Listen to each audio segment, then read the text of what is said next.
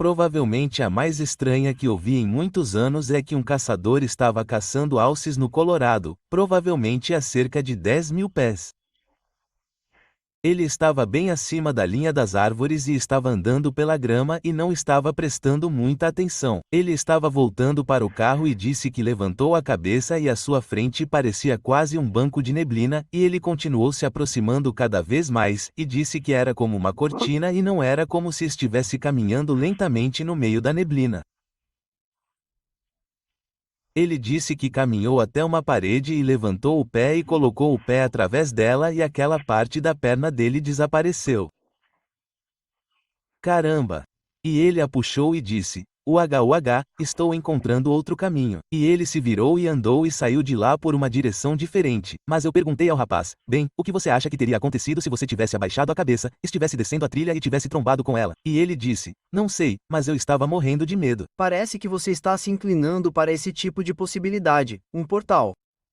Sabe, George, eu mantenho a mente aberta porque há muitas coisas que podem ser neste momento. E naquele programa, falamos sobre o desaparecimento de um homem chamado Dale Stolling do Parque Nacional Mesaverry. E ele estava com sua família e o carro deles quebrou. É por isso que eles estavam no parque. O carro estava sendo consertado. E ele apenas disse à esposa: "Ei, vou até aqui e só dar uma olhada nesta antiga vila e volto em alguns minutos." Bem, ele desapareceu. No dia seguinte, uma grande busca está acontecendo.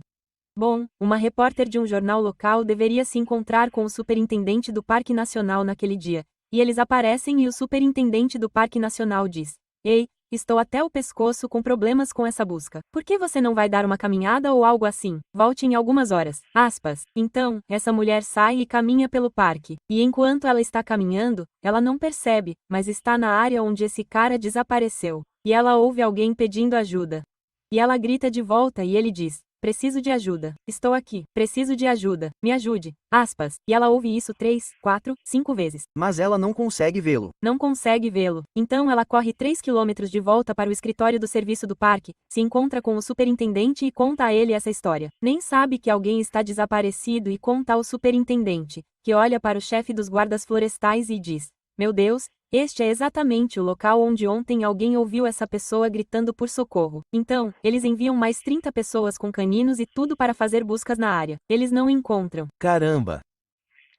Resumindo a história, mais tarde neste programa que estou fazendo sobre história, eles me enviam para Wisconsin para me encontrar com um físico chamado Dr. John Brandenburg. E estamos falando sobre essas coisas. E ele disse: "Dave, você sabe que portais e multidimensões são coisas reais." E ele disse: "Eu sou um dos físicos que está em um painel de 8. E ele disse: "Sou um físico contratado pela NASA agora, e estamos estudando portais. E não estamos estudando se eles são reais ou não, porque todo mundo acredita que são. Estamos tentando entender como armar o portal a nosso favor." E quando expliquei o que aconteceu em Mesaverry, ele disse: "Bem, Dave, talvez a pessoa pudesse ver e ver você, mas você não conseguia vê-la porque ela estava em uma dimensão diferente." E acho que é isso que provavelmente está acontecendo. Brandenburg já esteve em nosso programa antes, David, e eu não sabia que ele estava tão envolvido com os portais. Mas isso não é bizarro? Eles estão naquela área. E eles encontraram esse cara? Então, eles o encontraram anos depois em uma área que havia sido revistada antes, caído morto sob uma árvore. Tenho algumas pessoas, várias pessoas que são donas de uma propriedade que pertence à família há 50, 60 anos. Todo ano elas vão caçar no mesmo pedaço de propriedade ou fazem trilhas. Eles dizem: "Dave, tem uma cordilheira. Já desci ela umas 1000 vezes." Uma vez eu estava descendo a cordilheira e de repente tudo na minha frente nem parecia familiar. Tem um lago lá. Eu até vi uma cabana e eles entraram em uma dimensão diferente ou algo assim. Bingo!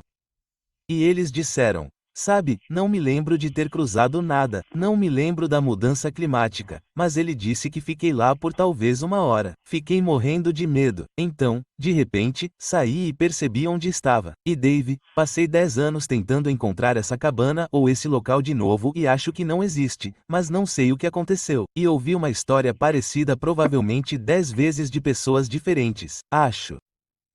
Que a teoria da abertura do portal pode ser uma das melhores e mais provocativas que já ouvi até agora. O que você acha? Então, fiz um programa chamado Vanished e você pode assistir no Amazon. E pertence ao History Channel, mas foi um especial de 2 horas que fiz para eles sobre esses desaparecimentos. E, durante o programa, eles me apresentaram a várias pessoas diferentes. E um deles era um físico, Dr. Brandenburg. E falamos tanto fora quanto em frente às câmeras, e ele é consultor da NASA. E ele me disse que já havia participado do programa antes. Então, eu estava em Wisconsin visitando o Dr. Brandenburg e estávamos filmando e começamos a falar sobre portais e ele disse, sabe, Dave, ele disse, faço parte de um grupo de físicos, teóricos que ficam sentados e falam sobre esse tipo de coisa o tempo todo. E há grupos agora no mundo que estão tentando transformar um portal em uma arma. E eu disse, bem, o que você quer dizer? Ele disse, então, imagine apontar um portal para um batalhão de soldados e simplesmente levá-los embora. Apenas sugá-los. Sim.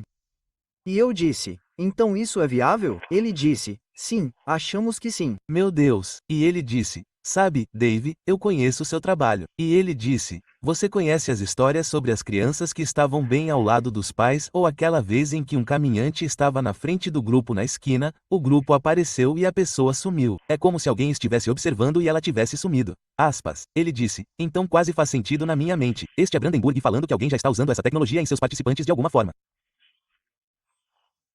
Então, isso não sou eu.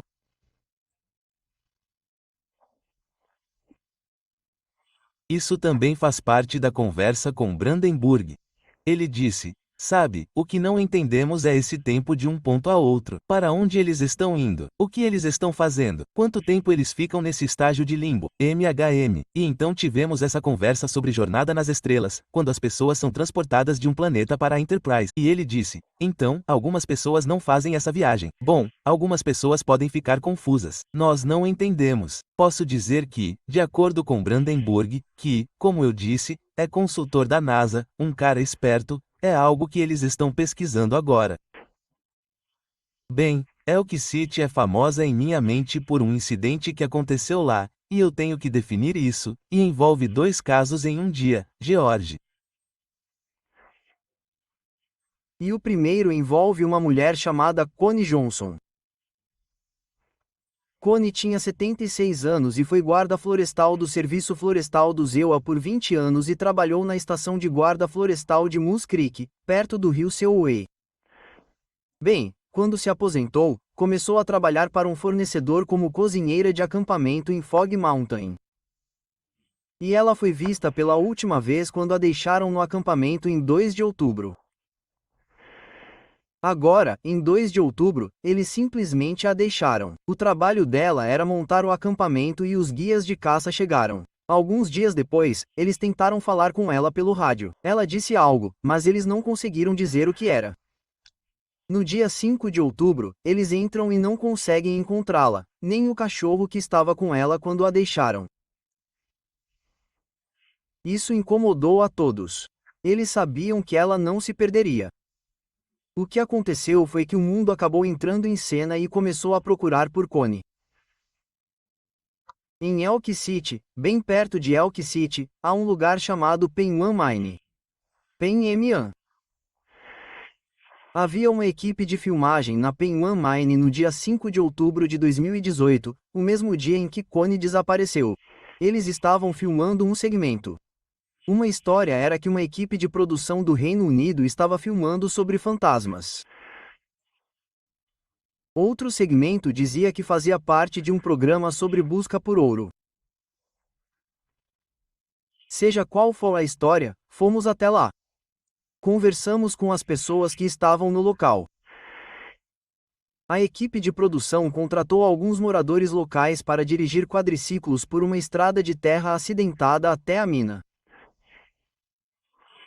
Eles estavam parados no final do dia 5 de outubro, e todos estavam parados, e um dos membros da equipe olhou para todos. Parado em uma colina muito íngreme e simplesmente sai correndo para o meio do nada. E esse cara, todo mundo parecia atordoado, pensando, Para onde ele está indo? Sim, e eles disseram que ele correu como o vento e ninguém nunca mais o viu. Um dos dois membros da equipe tentou persegui-lo, não conseguiu. Então eles voltaram para o sopé desta colina e a primeira casa que encontraram foi a de um desses caras que viveu parte deste verão nesta área e caça naquela área durante outubro. E eu conheci essa pessoa e ele disse: Dave, a equipe ficou chocada. Ninguém conseguia acreditar no que essa pessoa fez e tudo foi validado por este local e esta equipe que o trouxe até lá. Resumindo a história, agora eles têm duas pessoas desaparecidas, grandes casos na mesma jurisdição no mesmo condado, e eles estão procurando por essas pessoas. Bem, em ambos os casos, nenhuma das pessoas foi encontrada. Vários meses atrás, um dos pesquisadores em Muon foi para uma área chamada Cape Fear, Carolina do Norte. Acho que já escrevemos sobre isso no passado, pois esses incidentes acontecem perto de locais cujos nomes parecerão incomuns. Devil's Peak, Cape Fear. Quando vi isso imediatamente, pensei, bem, isso é meio estranho. Fico imaginando como isso ganhou esse nome. E esse investigador escreveu esse artigo sobre um incidente em que um homem, dois homens e um menino estavam pescando no rio Cape Fear. É perto de uma área de Hope Mills, Carolina do Norte. Eles se separaram brevemente e esse menino viu algumas esferas, algumas luzes nas árvores enquanto caminhava sozinho. E esse homem que estava separado dele na época viu a mesma coisa, e esse era seu pai. E, conforme eles se afastavam, o menino acabou vendo o que ele descreveu como dois humanoides no chão ao redor dessa fogueira, examinando a área.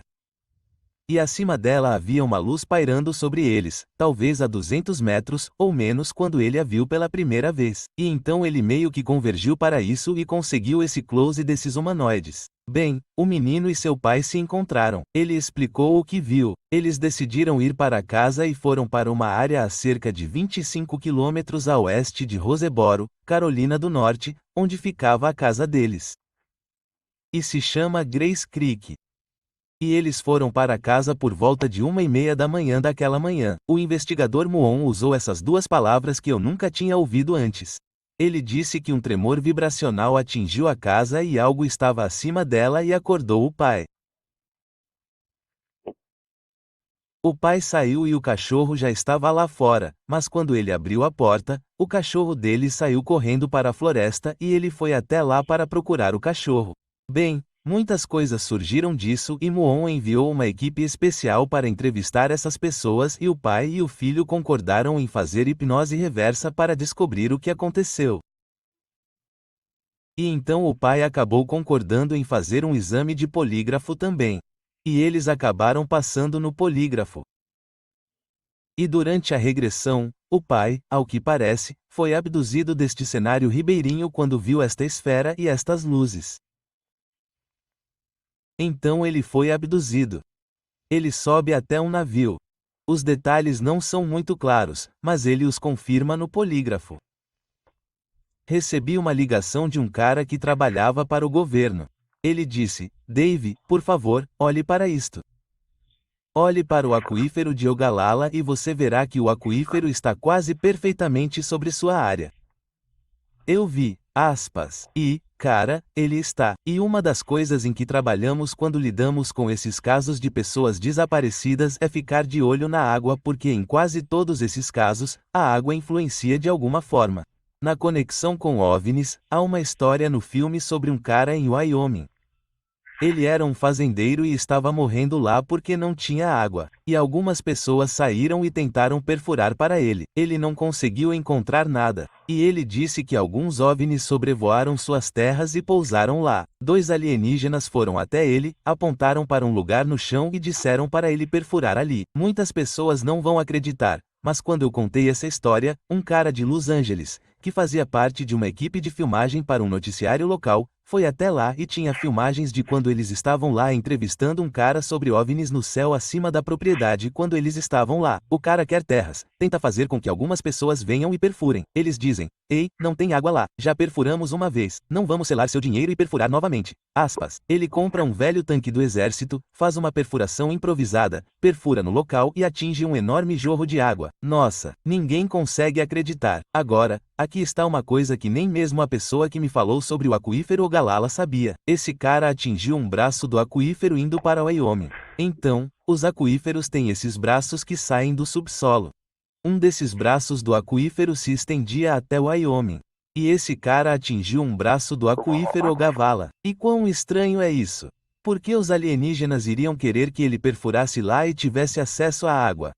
Essa faixa de terra no meio do Zewa é onde fica o aquífero. E não temos nenhuma pessoa desaparecida de lá. Há algumas, mas nada realmente. Esta é a primeira vez que escrevo sobre algo assim. E eu tento me limitar à história em questão. Neste caso, o informante, a pessoa envolvida, era simplesmente irrepreensível. E era um caçador com arco e flecha e o marido era um homem chamado Bruce McCabe. E tenho certeza de que você conhece Bruce, ele era um físico óptico da Marinha do Zewa. Bruce já havia dado instruções à CIA antes sobre ultraterrestres e OVNIs. Ele é provavelmente o investigador mais confiável que conheço na América do Norte. Ele é absolutamente impecável. Já levei muitas coisas para ele no passado e pedi uma análise, e ele sempre foi muito solícito em fazê-las.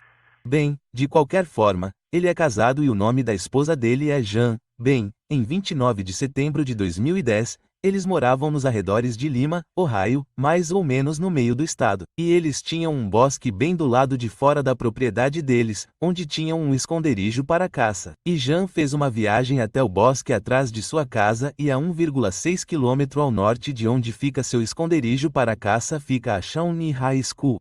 E é algo para se ter em mente. Bem, Jan entrou no esconderijo por volta das 5:30 da manhã. Ela começou a mandar mensagens para uma amiga e às 6:21 da manhã tirou algumas fotos com seu celular e disse que de repente tudo ficou em silêncio.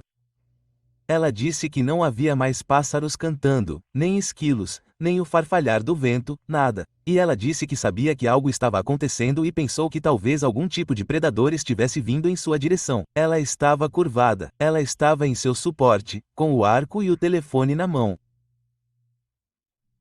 Bem, cerca de 6 ou 5 metros à sua frente, em algumas outras árvores do outro lado da trilha, ela disse que viu algum tipo de distorção nas árvores, quase paralelas a onde ela estava em altura. E ela disse que isso a lembrou de olhar através de um filme plástico para algo. E ela estava com seu BlackBerry na mão direita e não tinha certeza, mas pensou ter tirado uma foto e disse: fiquei abalada com o que estava olhando porque para mim era algo vivo que se movia de um ponto a outro. E ela disse: ficou ali por vários segundos e depois se moveu. E ela disse: fiquei com muito medo de me mover por 90 minutos. Fiquei apenas no meu suporte, e Bruce e ela estavam recebendo alguns convidados para jantar. Então ela saiu do palco e foi direto para casa.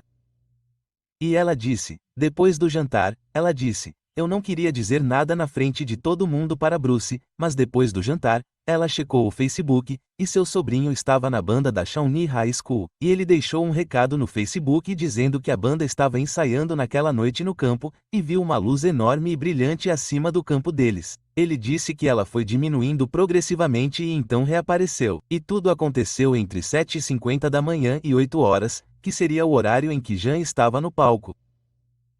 Bem, agora ela se lembrava de que não havia contado a Bruce sobre sua visão, e ela contou a ele.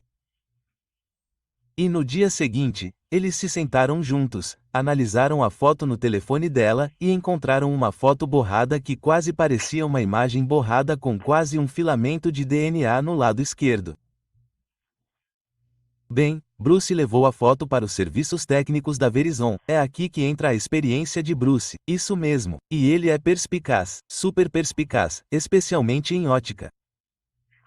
E eles disseram que o telefone tirou a foto, mas era impossível para o telefone tirá-la com base na pixelização e na construção física da foto.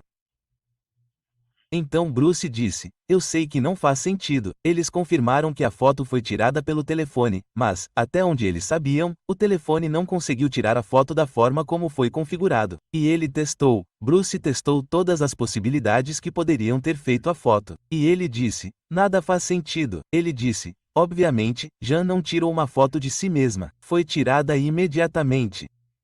E quando ela descreveu o que viu para Bruce, ele disse: Jan, eu sei o que você viu. E ele pega o filme Predador, ele o coloca em seu videocassete e o reproduz e Jan diz: meu Deus, é isso. Entrevistamos uma pessoa que tinha mais de 90 anos. Nos anos 70, ele estava caçando e foi uma das primeiras vezes que ele caçou sozinho. E enquanto ele estava lá, um OVNI aparentemente pousou perto dele. E ele disse que viu 3 alces e se alinhou para atirar neles. E ele disse: o estranho, Dave, é que esses alces eram quase como estátuas, mas eram enormes. E ele disse: eu disparei minha arma. E ele disse: foi quase como em câmera lenta, a bala sai da ponta da arma e atinge algo muito perto de onde eu estou e a bala cai no chão. Ele disse: eu não conseguia acreditar no que estava vendo. Então ele foi até ele, pegou a bala, colocou no bolso e descreveu um humanoide. Então o humanoide foi até ele e disse: você está com fome, hein? E ele assente e meio que joga o pacote para ele e diz: quase te lembra um pacote de vitaminas. Ele diz: Dave, eu sei que parece loucura, e eu sei lá porque tomei, mas tomei. E ele disse: a próxima coisa de que me lembro é de acordar dentro desta nave e me virar e os 3 alces em que eu estava alinhado estavam sentados quase congelados dentro da nave. E ele disse: estamos conversando. E o cara disse: sim, vamos dar uma volta. E ele disse: bem, você levou meu alce. E ele disse: sim, viemos aqui e ocasionalmente pegamos alces e veados e depois vamos para o oceano. Levamos algumas coisas lá. Ele disse: estamos viajando pelo espaço. E ele diz: estamos olhando pela janela, ou estou olhando para uma tela de algo, e vejo o que acho que é a Terra ficando cada vez menor a distância, e acabamos neste local. E, saímos, e ele diz: vemos algumas outras pessoas que parecem ser da Terra, e estão vestidas como nós, e me pedem para ir atrás da tela. E eu vou atrás dela, e ele diz que sai, e eles dizem: sim, não somos. Você não é o que precisamos. Ele diz: o que você quer dizer? E ele diz: sim, você não está satisfeito. Você não é, você simplesmente não é o que precisamos. E eu perguntei a ele: então, o que isso significa para você? Ele diz: bem, eu fiz uma vasectomia. E eu acho que é porque eu fiz a vasectomia. Eles não sabiam disso. E ele disse que eles me pegaram e em pouco tempo ele disse que eles me largaram e eu rolei colina abaixo de volta para onde eu estava caçando.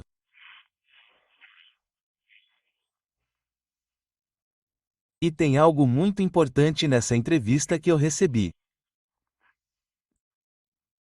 Eu falei nos meus livros que há uma quantidade anormal de pessoas que parecem ter caído em áreas selvagens que não fazem sentido nenhum. Como elas chegaram lá, porque elas caíram naquele local não faz sentido algum, como se elas tivessem sido jogadas no chão ou algo assim. Certo? E muitas vezes elas estão sem peças-chave de roupa. E não é que a queda tenha tirado a roupa. Algo aconteceu e essa roupa desapareceu. E nesse caso, esse homem disse que machucou o ombro durante a queda. E eu disse: 100%. Ele disse: no minuto em que caí no chão, estava acordado, mas não sabia exatamente onde estava, mas provavelmente estava na mesma área selvagem, como se viu. E comecei a tentar descobrir onde estava e sair dali. Bem, acontece que a esposa dele já tinha, você sabe, ele estava atrasado. A equipe de busca e resgate estava procurando por ele e finalmente o encontraram e o levaram para o hospital. Seu médico apareceu lá.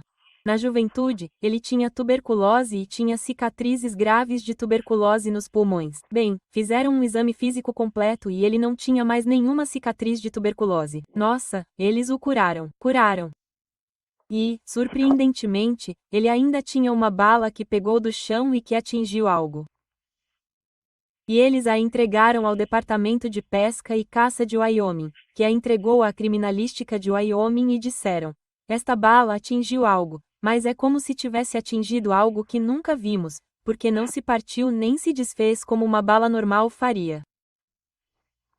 Então, ele não só teve esse problema de pulmão resolvido, mas também levou essa bala. E ele acabou indo ao psicólogo porque isso o incomodava muito. E na opinião do psicólogo da Universidade de Wisconsin, ele realmente passou pelo que disse.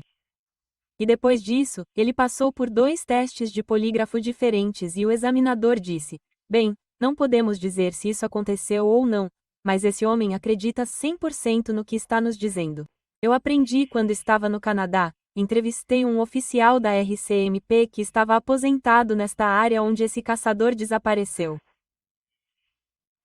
E descobri que a RCMP trata uma investigação de OVNIs de forma totalmente diferente da forma como os EUA a tratam. Na RCMP, eles são a Agência Federal de Aplicação da Lei do Canadá. Se eles recebem um relatório de um OVNI, eles têm que fazer um relatório abrangente, investigá-lo e então enviá-lo durante a noite para Ottawa sob um título ultra-secreto.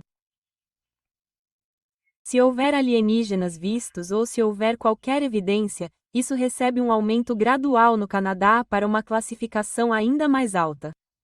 E eu disse: isso é totalmente diferente da forma como lidamos com OVNIs nos Estados Unidos, é quase uma piada. E se houver alguma investigação, eles não nos contam. Aspas, não, mas no Canadá